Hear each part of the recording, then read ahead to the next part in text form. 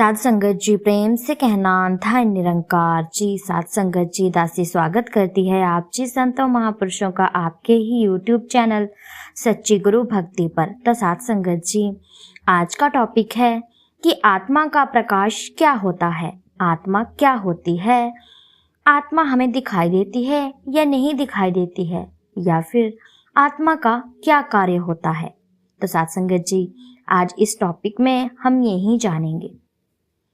साध संगत जी सृष्टि की उत्पत्ति से भी पहले अनंत ज्योति संपूर्ण ब्रह्मांड से अंधकार को समाप्त करती हुई आ रही है।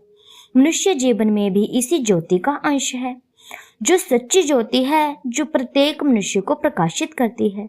इसका तेज ब्रह्मांड के करोड़ों सूर्यों के समान है।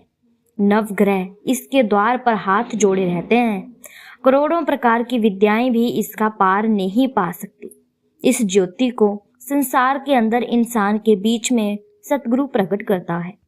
जब पृथ्वी पापों से परिपूर्ण हो जाती है, प्रेम प्यार नम्रता समाप्त हो जाती है, घृणा ईर्ष्या विरोध जलन द्वेष की भावना जब बढ़ जाती है, जीवन संकीर्ण भाव से ग्रस्त हो जाता है, तब मनुष्य के शरीर में स्वयं निरंकार प्रभु अपनी ही ज्ञान ज्योति से इंसान के ऊपर अज्ञानता के पड़े हुए पर्दे को हटाकर ब्रह्म ज्ञान से प्रकाशित करता है, जो विशाल परम ब्रह्म में मिलकर विशाल हो जाता है। साध संगत जी वह इस दुनिया में तर जाता है। ठीक उसी प्रकार साध संगत जी जैसे कि गंदा जल गंगा में मिलकर उसी का रूप धारण कर लेता है, उसी प्रकार हमारी आत्मा भी कुछ ऐसे ही कार्य करती है।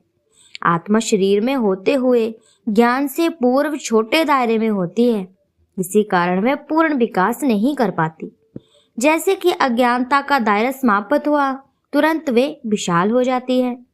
जैसे बंद अंधेरे कमरे में जब रोशनी हो जाती है, सभी वस्तुओं का बोध पल भर में हो जाता है, आत्मिक प्रकाश होता है, तो ईर्ष्या द्वेष की भावना क्षीण होती है और प्रेम के दायरे बढ़ते जाते हैं, क्योंकि आत्मा को जो आनंद प्राप्त होता है, प्रेम भाईचारा सद्भावना एकता के वातावरण में होता है।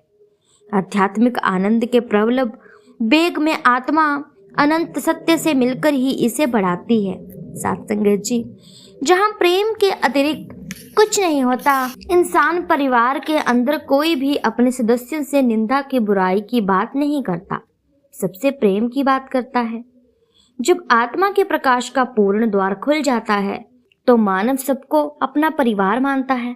आत्मा विशाल ब्रह्म के साथ मिलकर विशाल हो जाती है, जो हमेशा मानवता को प्रकाशित करती रहती है।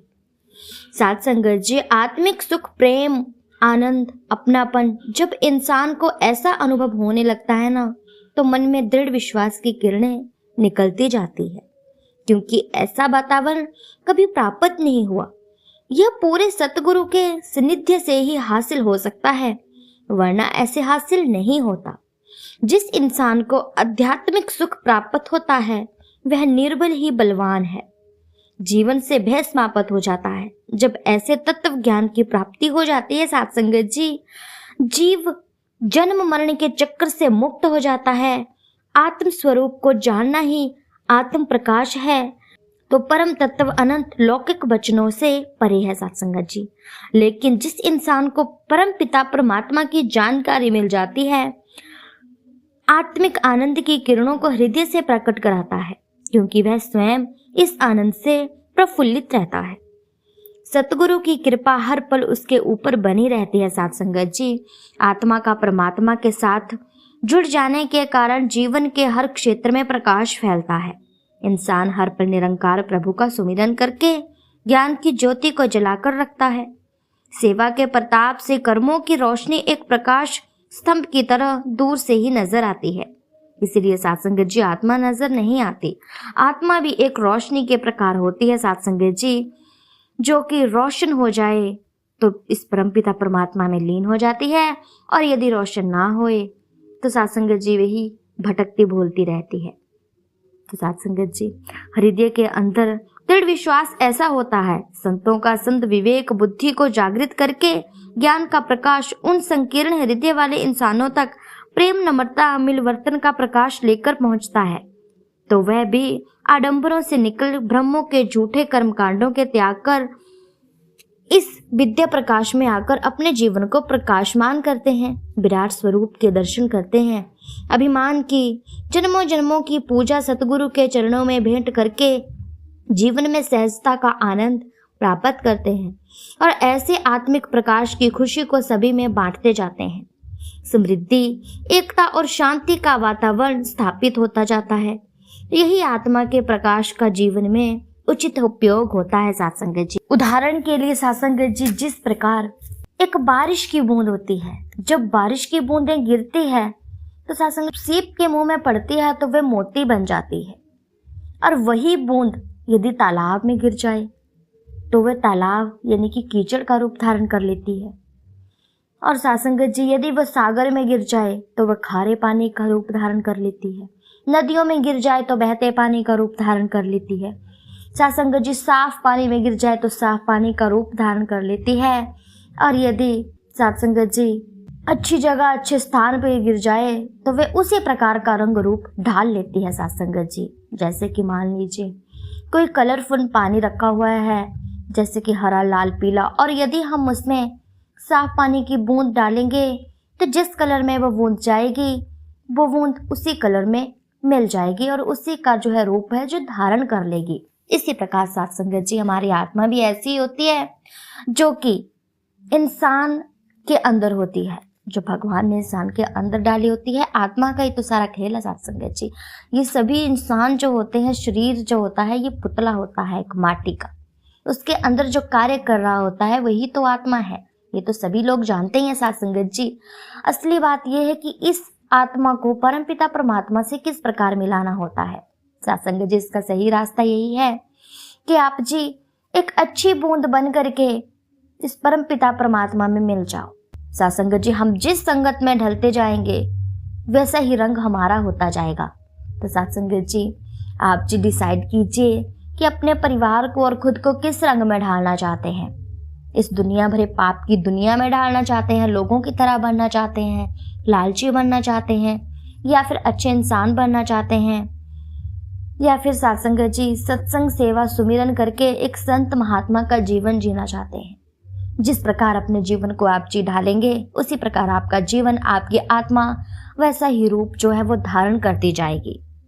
तो साथ संगत जी दासी आप जी के चरणों में यही अरदास करती है कि आत्मा का कोई रूप नहीं होता, और साथ संगत जी दासी यही चाहती है कि आप जी संत महापुरुष जो भी दासी की कहानियां सुन पा रहे हैं, दासी की इस आवाज़ को सुन पा रहे हैं, आप जी अपने परिवार को और अपने जो भी रिश्तेदार सखी संबंधु होते हैं साथ संगत जी उनको भी ये बता दीजिए कि हम एक अच्छा पानी है और हमें अच्छे ही पानी में मिलना है।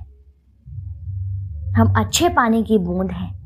सभी इंसान जो है वो सभी अच्छे पानी की बूंद है, क्योंकि निरंकार ने जो बनाया है, परमपिता परमात्मा ने जो इंसान बनाया है वो एक अच्छा बूंद बनाया है, अच्छे पानी की बूंद बनाया है। अब ये हम डिसाइड करेंगे साथ संगत जी कि हमें किस रंग में ढलना है। तो साथ संगत जी जो अच्छे रंग में ढल जाता है वो इस परमपिता परमात्मा को समर्पित हो जाता है, और यदि भूला भटका रह जाता है, गलत रंग में ढल जाता है, तो साथ संगत जी वो ऐसे ही फिर सच में ही भूला भटका रह जाता है। वो आत्मा फिर कभी भी परमात्मा में लीन नहीं हो पाती, बस भूली भटकी रहती है। जैसे कि साथ संगत जी दासी ने बताया अभी उदाहरण के दौरान कि एक पानी की बूंद होती है, हम भी उसके समान ही हैं। यदि हम सीप के मुंह में गिरेंगे तो वो मोती बनेगी, यदि हम साफ पानी में गिरेंगे तो हम साफ पानी ही बनेंगे, और यदि हम लाल पानी में गिरेंगे तो हम लाल पानी बनेंगे, और कीचड़ में गिरेंगे तो कीचड़ बन जाएंगे। साथ संगत जी सांप के मुंह में गिरेगी वो बूंद तो जहर बन जाएगी। साथ संगत जी इसी प्रकार अपना अपना रूप जो है वो धारण कर लेती है वही बूंद एक साफ पानी की, जो कि अलग अलग जगह पे गिरती है। तो साथ संगत जी हम भी एक परम पिता परमात्मा की साफ पानी की बूंदें हैं। अब ये हमें डिसाइड करना होता है कि हम सही रास्ते पे जा रहे हैं या गलत रास्ते पे जा रहे हैं। साथ संगत जी दासी आप जी संतों महापुरुषों से यही अरदास करती है कि गुरु धारण कर लीजिए। जैसे कि सुना भी होगा आपने कि गुरु बिना गति नहीं होती। जो इंसान गुरु को धारण कर लेता है और इस प्रभु परमात्मा का गुणगान करता है, समझ लीजिए उस साफ पानी की बूंद ने खुद को साफ पानी के सागर में ही डुबोया है, जो कि अब परमात्मा में मिल चुकी है। तो साथ संगत जी सीधा सीधी बातों में बताया जाए कि परमपिता परमात्मा का गुणगान करने से ही हमें मुक्ति मिल सकती है, हमारी आत्मा शुद्ध हो सकती है, हमारी अज्ञानता दूर हो सकती है। और सत्संग जी, यदि परमात्मा का गुणगान नहीं करेंगे और लालच में ही इस माया भरी दुनिया में ही फंसे रहेंगे तो कुछ भी हासिल नहीं रह पाएगा। जिस प्रकार आए थे उसी प्रकार चले जाएंगे और जहाँ से आए थे वहीं वापस चले जाएंगे। तो सत्संग जी, दासी अंत में यही अरदास करती है कि सभी संतों महापुरुषों को दासी की बातें जो है वो समझ आई हो और सत्संग जी, दासी भी कहीं भूलों में ही ना रह जाए। दासी को भी ये सब बातें अपने जीवन में ढालने का अनुभव मिले, ढालने का मौका मिले। तो सत्संग जी, दासी की विचार आप जी संतों महापुरुषों को अच्छे लगे हो तो वीडियो को लाइक कीजिएगा, कमेंट में धन निरंकार जी जरूर लिखिएगा और हो सके तो ज़्यादा से ज़्यादा दासी के विचारों को, दासी के चैनल को सपोर्ट कीजिएगा और ज़्यादा से ज़्यादा वीडियो को शेयर कीजिएगा। तो सत्संग जी, अब मैं मिलती हूँ आपसे नेक्स्ट वीडियो में, क्योंकि सत्संग जी ऐसी ही प्रेरणादायक वीडियो और ऐसी ही संपूर्ण जानकारियाँ डेली आपके सामने लेकर के आती रहती है। तो सत्संग जी, अब मैं मिलती हूँ आपसे नेक्स्ट वीडियो में, तब तक के लिए धन्य निरंकार जी।